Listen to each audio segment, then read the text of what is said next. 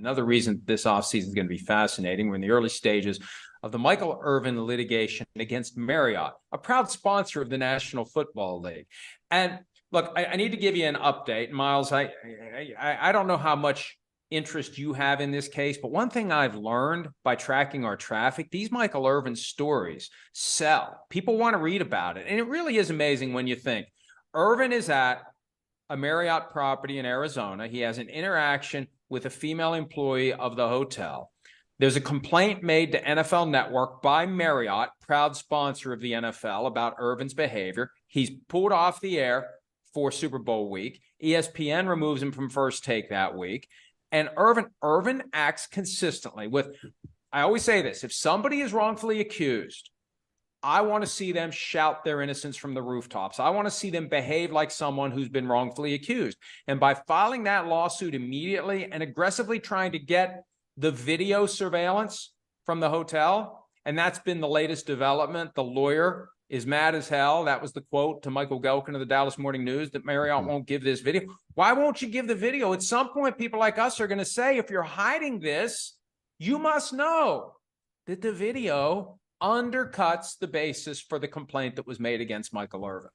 Yeah, and that is something that I think that everybody wants to see. I mean, I would like to see it because I do think it's interesting because, like you said, he was pulled off the air from ESPN and NFL Network, but then he was back on Paramount Plus the next week doing the Inside the NFL show. So I don't know what exactly went on behind the scenes that he was still able to do that, instead of what the shows were during the week, but that's something that we know happened. So whether or not Marriott decides to give this up, I mean, I totally understand his lawyer's perspective that he's mad as hell. And like you said, Michael Irvin has been consistent in shouting his innocence from the rooftops, basically. So I guess we'll see what happens here.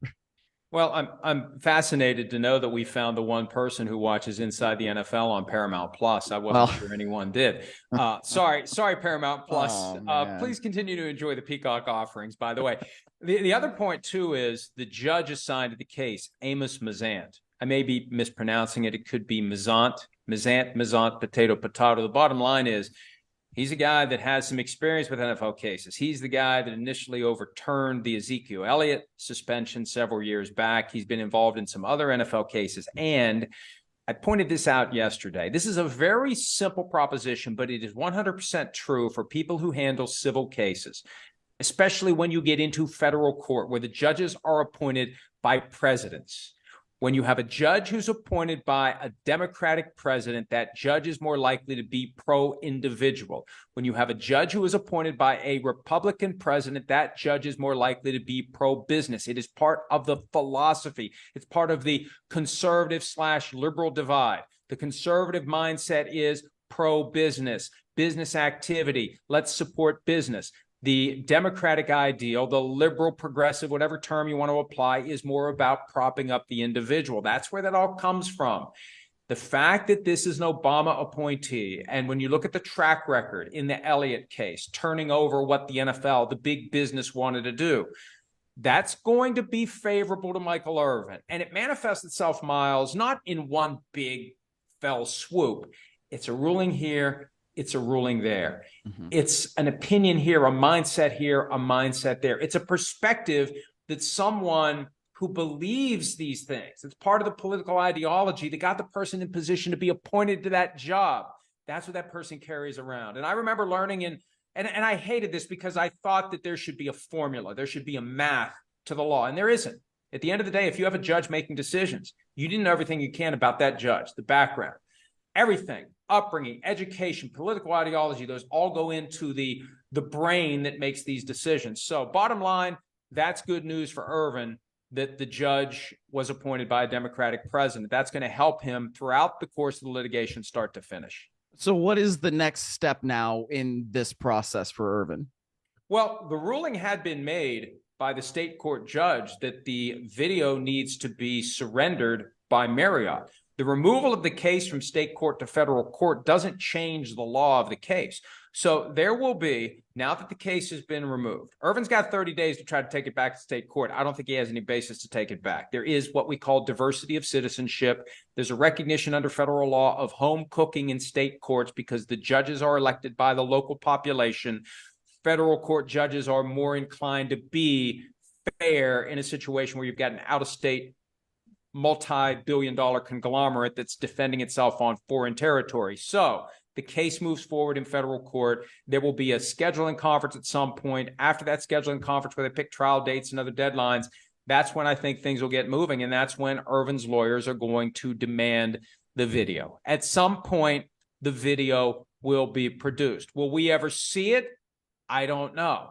There may be a very broad protective order that prevents either side from putting it out there. But that video is going to be a key piece of evidence in determining whether or not Marriott is in the wrong here. And if they are in the wrong, my guess is they're probably going to quietly write a very large check to Michael Irvin, and we'll never know the amount, and it'll all just go away. And all that Irvin will be allowed to say is the matter has been resolved, and that's the end of it. I won't be surprised if that happens at some point in the next 6 months. Yeah, I mean, that was going to be my next question. I mean, is because once that video is produced, if that gives Marriott the incentive to settle, then isn't this just kind of going to go away into thin air? And then we'll kind of never really hear about it again. But that, I think, would be the biggest thing for Michael Irvin, would it not? Well, that's right. If the video fails to corroborate what this person is claiming. And look, there's three potential outcomes here. One, the video shows that he did what he's accused of doing. Two, right, it shows the exact opposite. Three, what if it's inconclusive? Or even more, Myles, what if it's one of those eye of the beholder things where one person can look at the video and say, aha, I see wrongdoing. And somebody else looks at it and says, no, nothing went on there. And then it becomes for a jury to interpret whether or not it was wrongdoing. I mean, there's a chance it falls into that no man's land of different people, reasonable minds can come to different conclusions about what they see. If it's clear one way or the other as to whether or not there's wrongdoing or no wrongdoing, I don't think the case is going to last into summer. Okay, well, then I guess that's our timeline then of when we need to be looking out for it. And look, again, I don't root for these cases to linger any longer than they have to. I think it's good for parties to work out their differences and move on with their lives. But to the extent that there's interest out there in this case, we will continue to follow it. We'll write about it. We'll report on it because it is very interesting. And, look, I'm not a big believer. I said this yesterday, Myles, that false accusations happen on a regular basis, but they do happen. History has shown us that they happen. And it is possible that in this case, the accusation was false and Michael Irvin is behaving consistently with someone who has been falsely accused. And we'll see if the facts bear it out. All right, what I'm doing now clumsily is I multitask here. I'm finding the tweet from earlier today in which we posed the question or invited that questions be posed to us. And let's start here. PFTPM Posse wants to know what the liability or responsibility of the NFL would be and what scrutiny it should receive in regard to the Irvin allegations. This is an interesting point because the NFL arguably overreacted by pulling him off the air. Like on what basis did the NFL make its decision? Did the NFL defer to Marriott because Marriott is a sponsor of the NFL? And that's part of what Irvin's going to try to find out. His lawyer's going to try to find out. Who got this complaint? What information was provided? What questions were asked? How much pushback, if any, was there? How hard did NFL Network fight for its guy? And did it even bother to get his version before just saying, that's it, Michael, you're off the air until we figure this out? So the NFL needs to be careful here. Now, I assume Michael Irvin would still rather continue to be employed by the NFL and by NFL Network, but this is potentially dangerous ground for the NFL if they acted rashly and prematurely and based on bad information and taking action against Irvin. Well, and that's the thing that Irvin's lawyer has to try to figure out. I mean, what was the exact circumstances that made Irvin get off the air, right? And it's not just with NFL Network, it's also with ESPN as well, because he was not on the air with First Take as he was scheduled to be. So these are all the questions that they're going to have to figure out. Yeah, and the folks at Paramount Plus ultimately decided that whatever was out there was not enough to get them to keep him off the air for that week after the Super Bowl. Hi, I'm Mike Tirico, and thanks for watching. Make sure to hit subscribe for the latest news and highlights from NBC Sports.